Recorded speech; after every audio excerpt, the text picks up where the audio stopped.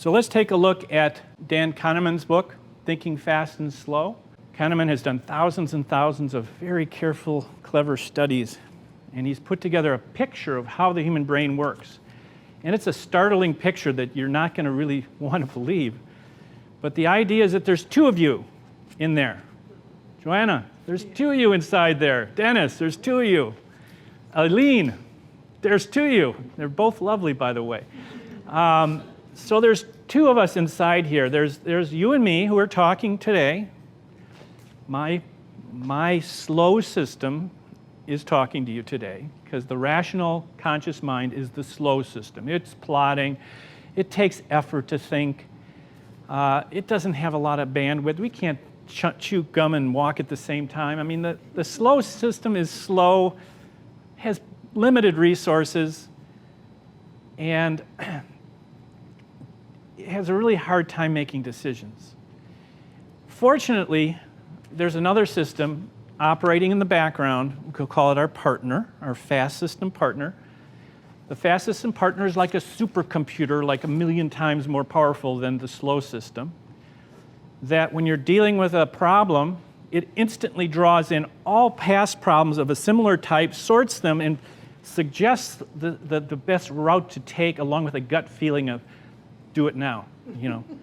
And so we walk through our day and we think we're in control, but it's really that fast system operating in the background. It's don't go there, go here, go there, make that decision, do that, do this.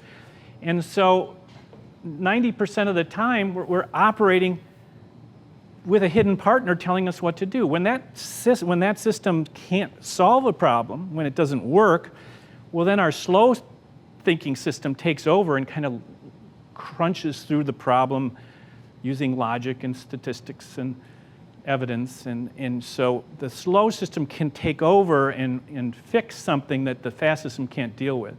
The fast system doesn't do research. It doesn't read books or anything. It just uses what you've got. It uses your past experience to make a quick decision, because where humans came from, we lived in a dangerous world. You don't have time to sit down and think for half an hour to, well, which way should I turn when that tiger comes at me? I'm sorry, you got like a microsecond to think, and that's what the fast system's for. It's for these instant responses to threats in the environment, make quick decisions. And you know people who make quick decisions, right? And they're confident that their decision is correct because the fast system provides you with a decision and a sense that it's right, even if it's dead wrong. So people who are always sure of themselves, they're using their fast thinking system and they have this self-righteous, well, this is right. Well, on further inspection, it could be dead wrong. These gut feelings are really important in business. And that's what this behavioral economics research is showing us. So in the past, in boardrooms and around the world, what would they say let's talk about feelings today, guys? What would happen? Love. Get out of here. Don't do it. But what the behavioral economists are showing us is feelings lie at the core of customer satisfaction, the core of employee engagement, the core of the brand impression, the core of economic utility, and the core of the capitalist system itself.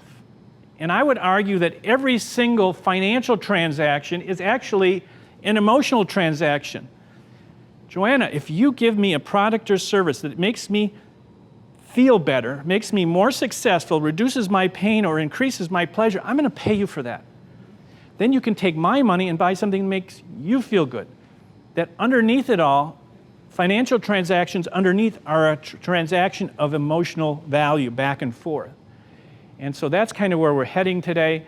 And I hope to convince you that the least important thing, feelings, I'm going to take you little breadcrumb by breadcrumb to the opposite conclusion, that feelings are the core of everything.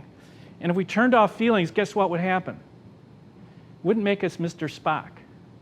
We would drop to the ground, we would never get up again because there'd be no incentive to get up. That feelings are the incentive system of the brain. They are how we're paid. Money is only rewarding because of the feelings it generates. If you give me a good salary, well, that makes me feel good. Why? Because I can put money in the bank, which reduces fear of the future, right? You give me money, it's a symbol that I'm good at what I do, so it boosts my self-esteem, which is a very important type of feeling. And money is exchangeable for all kinds of emotionally rewarding goods and services. A favorite night out with your honey, a glass of fine wine, your favorite cigar, a game of golf on the golf course. Here's how weird it is. Okay, here's the slow thinking system, you and me. And these wires are the fast thinking system, the emotional control rods that are actually moving us during our day. And the sad thing is that we, the puppets, are rather arrogant. We think we're calling the shots. But in fact, we don't even know that we're puppets, and we can't see the strings. That's the problem why companies don't understand motivation, because it's a very subtle topic. It's amazingly subtle, and it took thousands of experiments by these behavioral economists to ferret it out. But this is how we think the thing works, and this is why it's so difficult to fix.